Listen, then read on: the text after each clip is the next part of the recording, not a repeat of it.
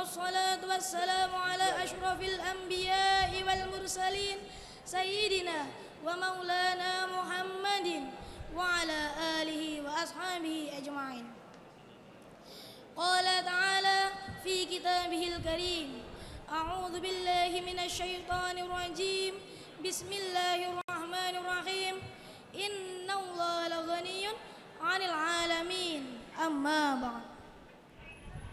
Para hadirin yang dimuliakan Allah, kalau kita lihat pada kondisi zaman sekarang ini, banyak kita temukan orang-orang yang tidak begitu bersemangat dalam melaksanakan perintah sholat.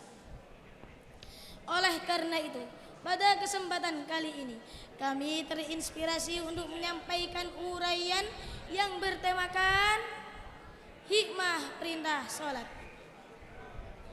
Para hadirin yang dimuliakan Allah, Allah memerintahkan kita untuk melaksanakan sholat.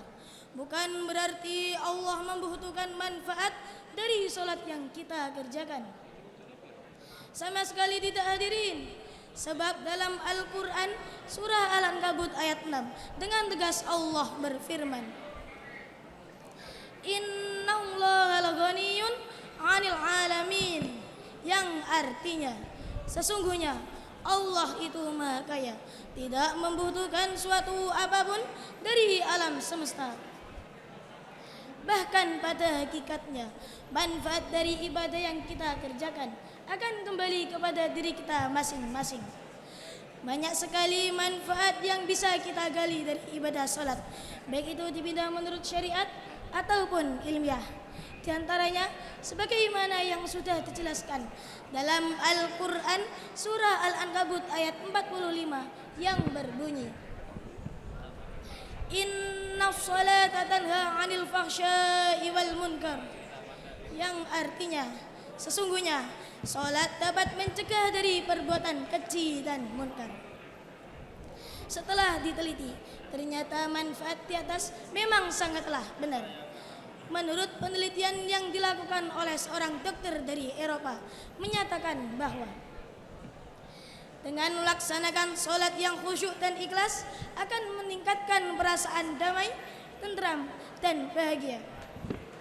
Nah, berkat meningkatnya perasaan-perasaan tersebut, maka nafsu dan amarah akan lebih mudah untuk dikendalikan, sehingga dapat memudahkan kita untuk menjauhi perbuatan keji dan munkar.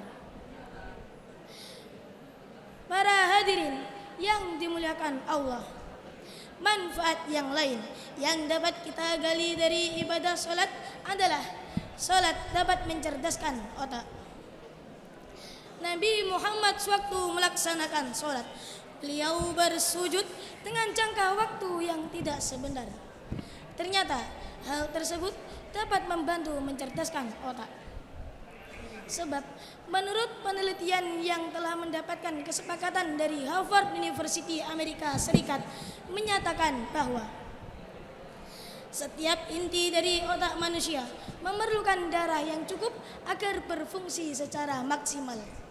Dan darah tidak akan masuk pada urat saraf pada otak melainkan ketika seseorang melakukan sujud. Jadi sangat lebih tepat bagi kita sebagai para pencari ilmu untuk mengenalkan hal tersebut. Sebab salah satu syarat mencari ilmu adalah memiliki kecerdasan otak.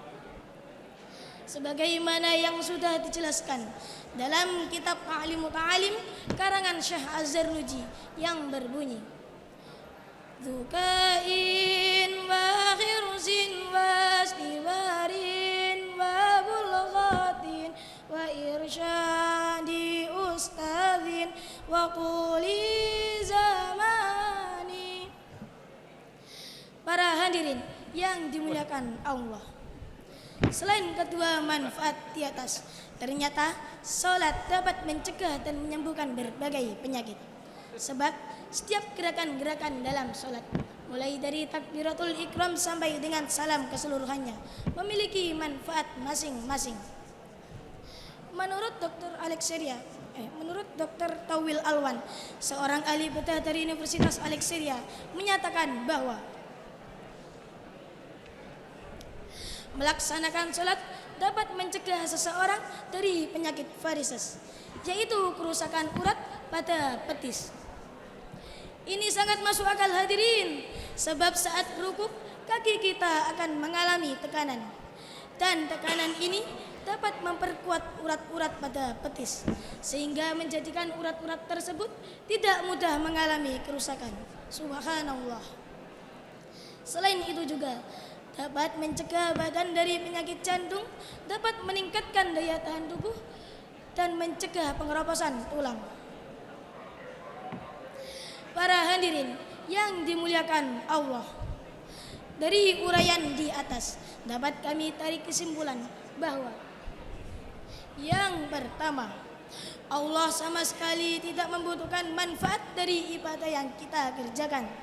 Bahkan manfaat hakikatnya, manfaat tersebut akan kembali kepada diri kita sendiri. Yang kedua, banyak sekali manfaat yang diberikan Allah melalui perintah sholat, baik itu dipindah menurut syariat ataupun agama. Dan yang ketiga, dari sekian banyak manfaat, ada 3 manfaat besar yang kita peroleh. 1. Dapat mengendalikan seseorang.